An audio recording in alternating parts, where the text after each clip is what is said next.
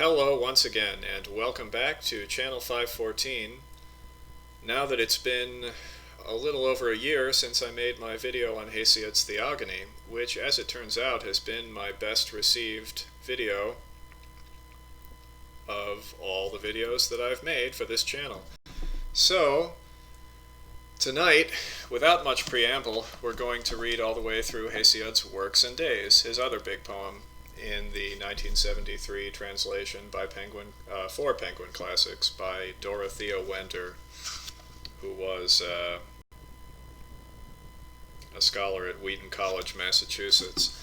So, what can we say about this poem?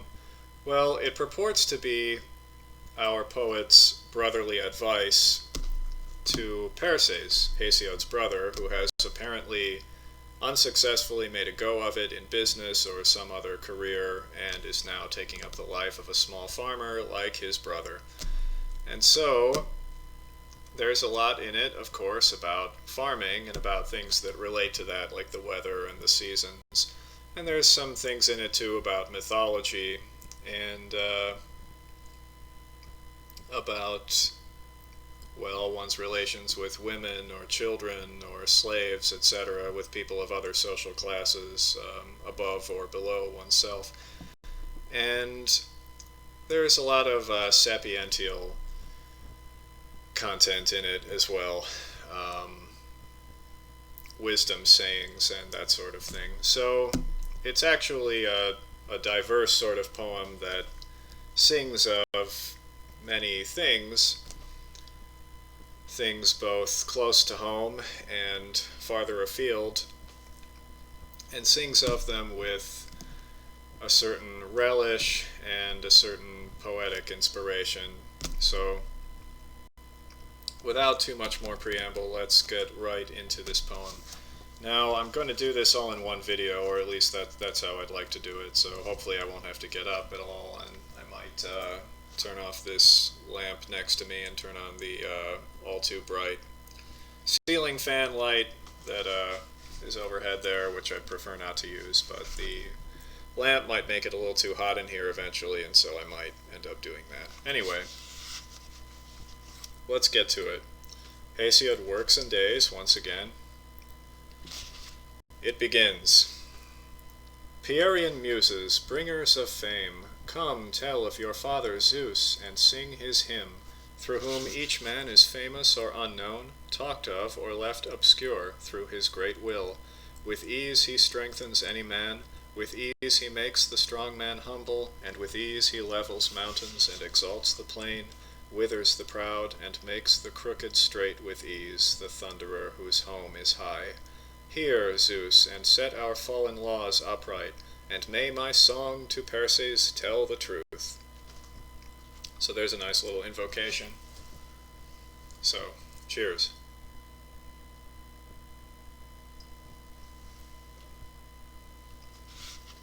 Strife is no only child. Upon the earth 2 strifes exist. The one is praised by those who come to know her, and the other blamed.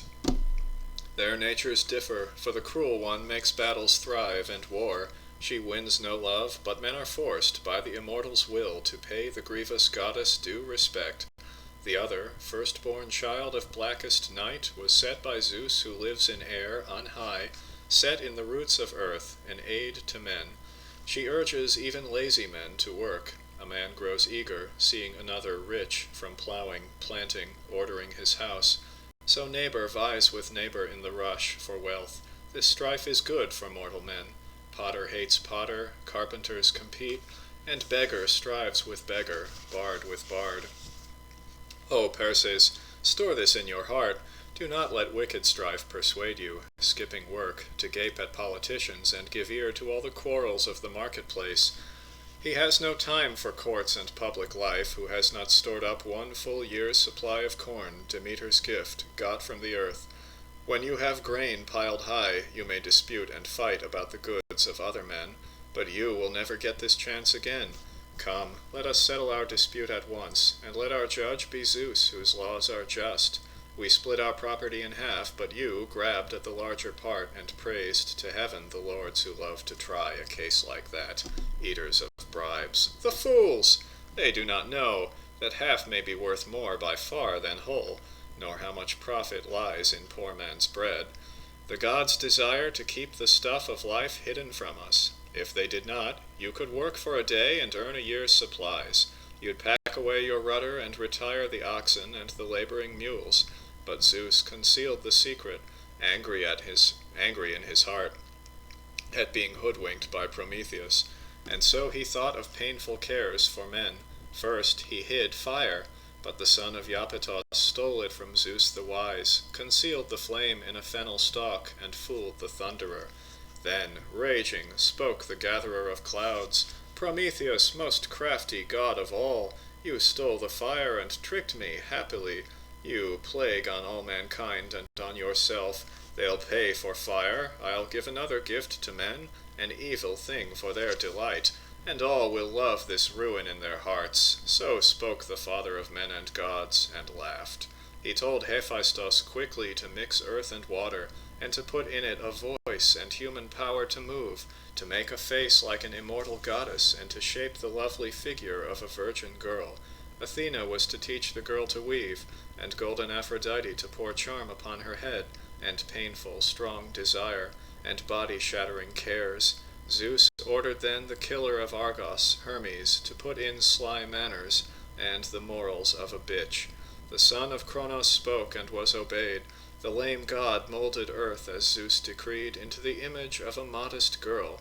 Gray-eyed Athena made her robes and belt, divine seduction, and the Graces gave her golden necklaces, and for her head the seasons wove spring flowers into a crown.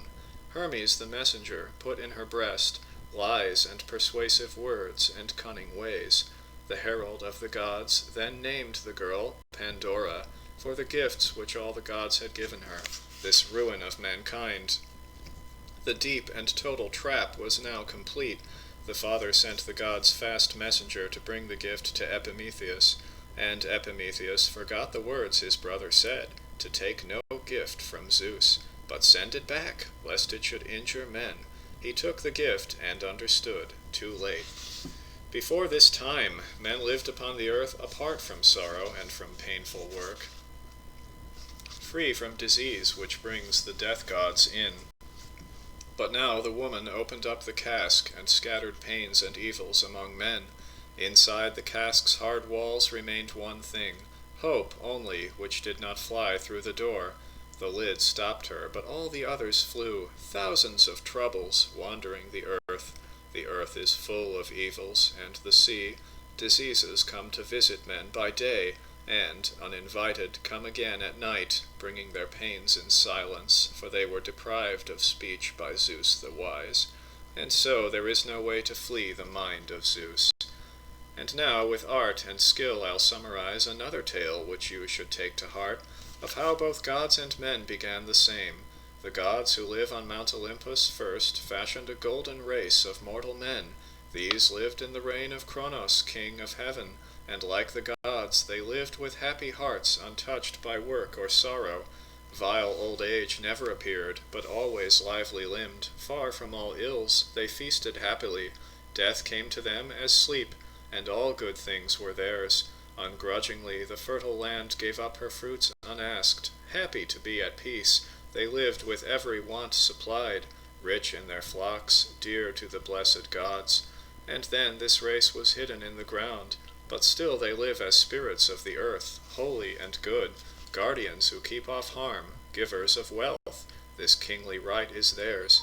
The gods who live on Mount Olympus next fashioned a lesser, silver race of men, unlike the gold in stature or in mind. A child was raised at home 100 years, and played, huge baby, by his mother's side. When they were grown and reached their prime, they lived brief, anguished lives, from foolishness, for they could not control themselves, but recklessly injured each other and forsook the gods. They did not sacrifice, as all tribes must, but left the holy altars bare, and, angry, Zeus, the son of Cronos, hid this race away, for they dishonored the Olympian gods. The earth, then hid this second race, and they are called the spirits of the underworld, inferior to the gold, but honored too. And Zeus the father made a race of bronze, sprung from the ash tree, worse than the silver race, but strange and full of power. And they loved the groans and violence of war. They ate no bread, their hearts were flinty hard, they were terrible men. Their strength was great, their arms and shoulders and their limbs invincible. Their weapons were of bronze, their houses bronze, their tools were bronze, black iron was not known. They died by their own hands, and nameless went to Hades' chilly house. Although they were great soldiers, they were captured by black death, and left the shining brightness of the sun. But when this race was covered by the earth, the son of Cronos made another, fourth, upon the fruitful land, more just and good, a godlike race of heroes who are called the demigods, the race before our own. Foul wars and dreadful battles ruined some. Some sought the flocks of Oedipus and died in Cadmus' land at seven-gated Thebes, and some, who crossed the open sea in ships, for fair-haired Helen's sake, were killed at Troy. These men were covered up in death, but Zeus the son of Cronos gave the others life, and homes apart from mortals at earth's edge, and there they live a carefree life beside the whirling ocean on the blessed isles. 3 times a year the blooming, fertile earth bears honeyed fruits for them, the happy ones, and Cronos is their king, far from the gods, for Zeus released him from his bonds, and these, the race of heroes, well deserve their fame. Far-seeing Zeus then made another race, the 5th, who live now on the fertile earth. I wish I were not of this race, that I had died before, or had not yet been born. This is the race of iron. Now by day men work and grieve unceasingly. By night they waste away and die. The gods will give harsh burdens, but will mingle in some good. Zeus will destroy this race of mortal men, when babies shall be born with graying hair. Father will have no common bond with son, neither will guest with host, nor friend with friend. The brother love of past days will be gone. Men will dishonor parents who grow old too quickly, and will blame and criticize with cruel words. Wretched and godless, they, refusing to repay their bringing up, will cheat their aged parents of their due. Men will destroy the towns of other men. The just, the good, the man who keeps his word will be despised, but men will praise the bad and insolent. Might will be right, and shame will cease to be. Men will do injury to better men by speaking crooked words and adding lying oaths, and everywhere harsh-voiced and sullen-faced and loving harm. Envy will walk along with wretched men. Last, to Olympus, from the broad-pathed earth, hiding their loveliness in robes of white, to join the gods, abandoning mankind, will go the spirits, righteousness, and shame, and only grievous troubles will be left for men, and no defense against our wrongs. And now, for lords who understand, I'll tell a fable. Once a hawk, high in the clouds, clutched in his claws a speckled nightingale. She, pierced by those hooked claws, cried, "Pity me!" But he made scornful answer, "Silly thing, why do you cry? Your master holds you fast. You'll go where I decide, although you have a minstrel's lovely voice. And if I choose, I'll have you for a meal, or let you go. Only a fool will match himself against a stronger party, for he'll only lose, and be disgraced as well as beaten." Thus spoke the swift-flying hawk, the long-winged bird. O Perses, follow right, control your pride, for pride is evil in a common man. Even a noble finds it hard to bear. It weighs him down and leads him to disgrace. The road to justice is the better way, for justice in the end will win the race, and pride will lose. The simpleton must learn this fact through suffering. The god of oaths runs faster than a crooked verdict when justice is dragged out of the way by men who judge dishonestly and swallow bribes. A struggling sound is heard. Then she returns back to the city and the homes of men, wrapped in a mist and weeping. And she brings harm to the crooked men who drove her out. But when the judges of a town are fair to foreigner and citizen alike, their city prospers and her people bloom. Since peace is in the land, her children thrive. Zeus never marks them out for cruel war. Famine and blight do not beset the just, who till their well-worked fields and feast. The earth supports them lavishly, and on the hills the oak bears acorns for them at the top, and honeybees below. Their woolly sheep bear heavy fleeces, and their wives bear sons just like their fathers. Since they always thrive, they have no need to go on ships, because the plenty-bringing land gives them her fruit. But there are some who till the fields of pride and work at evil deeds. Zeus marks them out, and often all the city suffers for their wicked schemes. And on these men, from heaven the son of Cronos sends great punishments, both plague and famine, and the people die.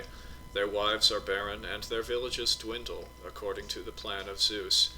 At other times the son of Cronos will destroy their army, or will snatch away their city wall, or all their ships at sea. You lords, take notice of this punishment. The deathless gods are never far away. They mark the crooked judges who grind down their fellow men and do not fear the gods. 3 times 10,000 watchers over men, immortal, roam the fertile earth for Zeus. Clothed in a mist, they visit every land and keep a watch on lawsuits and on crimes. One of them is the virgin born of Zeus, Justice, revered by all the Olympian gods. Whenever she is hurt by perjurers, straightway she sits beside her father Zeus, and tells him of the unjust hearts of men, until the city suffers for its lords, who recklessly, with mischief in their minds, pervert their judgments crookedly. Beware, you lords who swallow bribes, and try to judge uprightly. Clear your minds of crookedness. He hurts himself who hurts another man, and evil planning harms the planner most. Evil planning harms the planner most. The eye of Zeus sees all, and understands, and when he wishes, marks and does not miss how just a city is inside. And I would not myself be just, nor have my son be just among bad men, for it is bad to be an honest man where felons rule. I trust wise Zeus to save me from this pass. But you, O Perses, think about these things. Follow the just, avoiding violence. The son of Cronos made this law for men, that animals and fish and winged birds should eat each other, for they have no law. But mankind has the law of right from him, which is the better way. And if one knows the law of justice and proclaims it, Zeus, far-seeing, gives one great prosperity. But if a man with knowledge swears an oath, committing perjury and harming right beyond repair, his family will be cursed in after times, and come to nothing. He who keeps his oath will benefit his house. I say important things for you to hear, O foolish Perses. Badness can be caught in great abundance, easily. The road to her is level, and she lives nearby. Approach the men who come to you, and give to him who gives, but not if he does not.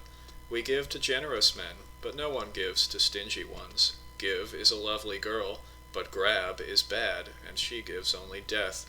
The man who gives ungrudgingly is glad at heart, rejoicing in his gift. But if a man forgets his shame and takes something, however small, his heart grows stiff and cold.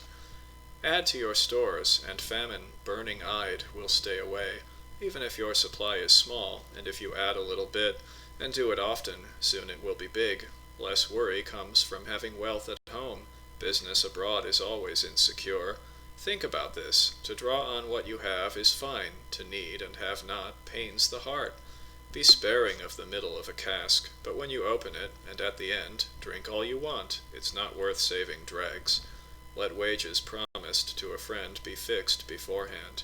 Even with your brother, smile and have a witness, for too much mistrust and too much trust can both be ruinous. Don't let a woman, wiggling her behind and flattering and coaxing, take you in. She wants your barn. Woman is just a cheat. An only son preserves his father's name and keeps the fortune growing in one house. If you have 2, you will need to have more wealth and live a longer time. But Zeus can find ways to enrich a larger family. More children mean more help and greater gains. If in your heart you pray for riches, do these things. Pile work on work, and still more work. When the Pleiades, Atlas' daughters, start to rise, begin your harvest, plow when they go down. For 40 days and nights they hide themselves, and as the year rolls round, appear again when you begin to sharpen sickle blades. This law holds on the plains and by the sea, and in the mountain valleys, fertile lands, far from the swelling sea.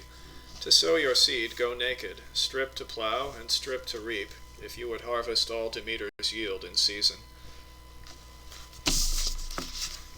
I'll be right back, or I'm going to stop this here and we'll start again in a little while.